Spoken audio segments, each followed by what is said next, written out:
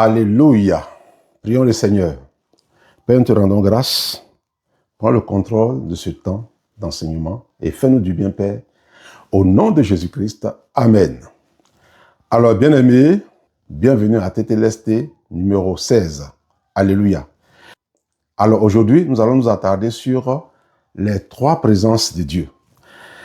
Alors, depuis donc l'année dernière, le pasteur Mohamed insiste sur les trois présences de Dieu, nous enseigne pour nous faire comprendre ce que c'est que les trois présences de Dieu. Eh bien, je vais vous les résumer brièvement, simplement, pour que nous puissions saisir la chose et pouvoir l'appliquer, parce que c'est vraiment essentiel pour tout enfant de Dieu, pour progresser spirituellement, pour grandir dans la présence de Dieu et pour vraiment être un signe, un témoin de Christ dans ce monde. Alléluia. Alors donc, les trois présences de Dieu signifient simplement la face de Dieu, la voix de Dieu et l'onction. La face de Dieu, la voix de Dieu et l'onction. Voici les trois présences de Dieu.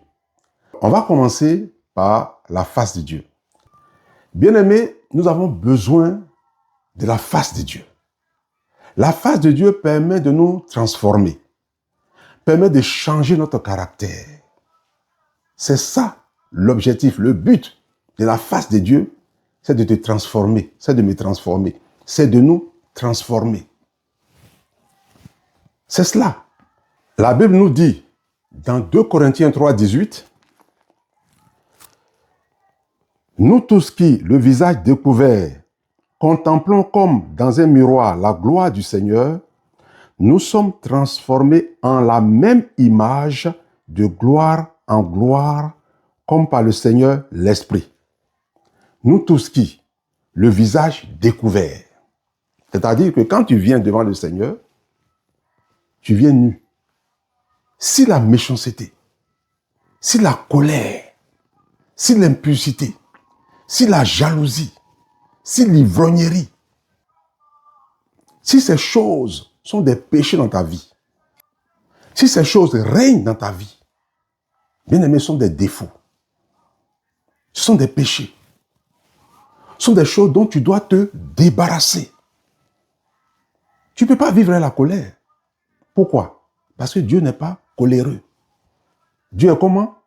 Dieu est doux. Donc, tu viens devant la face de Dieu, le visage découvert. C'est-à-dire, tu viens nu devant la face de Dieu. Et comme Dieu est doux, toi, tu es coléreux. Tu dis à Dieu, je suis coléreux. Je te confesse cela. Pardonne-moi, Père, et délivre-moi. Et qu'est-ce qu'il fait? Il enlève ça et puis il met sa douceur. C'est ça la face de Dieu. Tu viens devant la face de Dieu nu. Nous tous.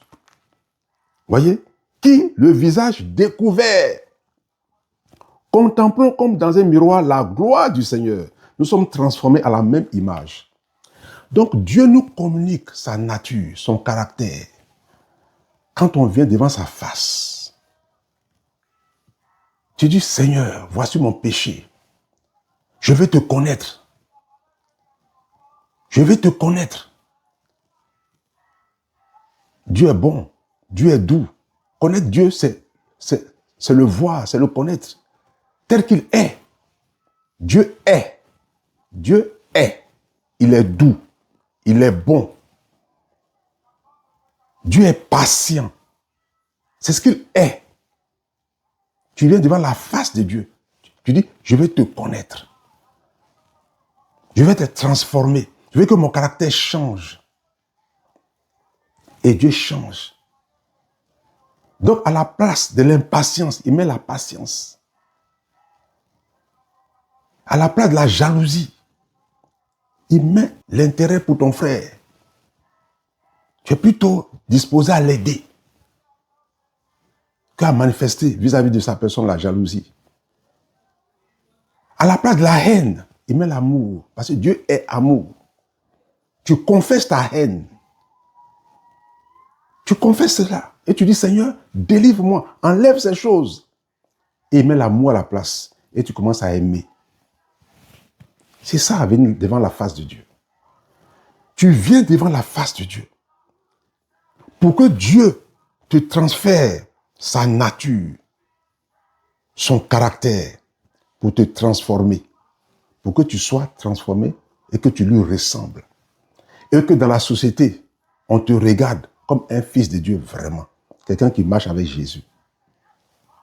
C'est ça la face de Dieu. La face de Dieu transforme, change ton caractère et te communique le caractère de Dieu. C'est ça. Alléluia. Maintenant, la voix de Dieu. La deuxième présence. La voix de Dieu te permet de lui obéir. La voix de Dieu est dans sa parole. La voix de Dieu également est dans les instructions qu'il te donne en direct, de façon directe. Les rémas que tu reçois. Les rémas, c'est la parole rendue vivante. Pendant que tu es en train de lire comme ça, la Bible, tu es en train de méditer la parole de Dieu, qui est le Logos. La Bible, ça s'appelle Logos. La parole qui est dans, c'est Logos. Ce sont les écrits. Pendant que tu es en train de lire, pendant que tu lis, il y a un verset qui te frappe. Tu sens que l'Esprit de Dieu vient de te parler. C'est ça le réma. Ça dit, pendant que tu es en train de méditer, tu as reçu un réma. Tu as reçu une parole forte, une parole vivante, une parole puissante qui t'a frappé. C'est ça le réma. Dieu te parle de façon particulière pendant que tu es en train de méditer.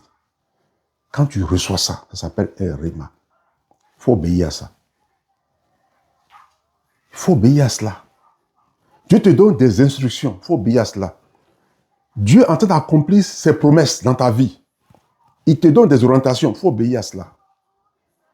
Donc la voix de Dieu permet d'entendre Dieu et de lui obéir. Par sa parole, par les rémas, par les instructions qu'il nous donne. Voyez, la voix de Dieu. La voix de Dieu nous parle en vue de nous amener à lui obéir. C'est ça l'importance de la voix.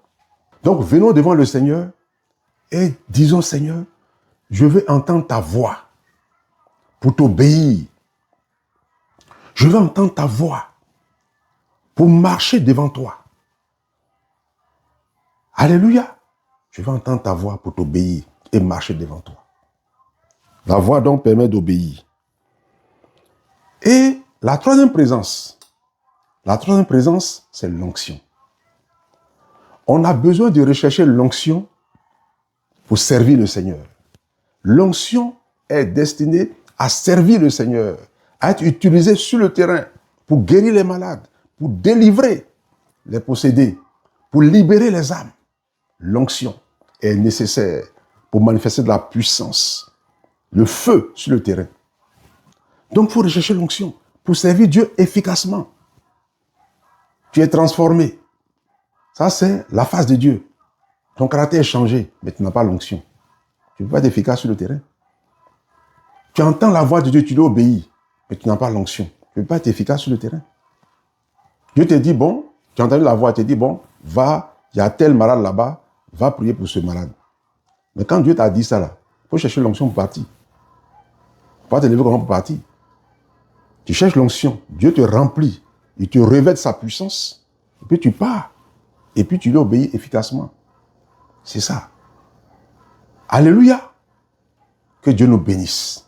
Alors c'est important de rechercher l'onction. Il ne faut pas simplement rechercher l'onction, et puis laisser les deux autres.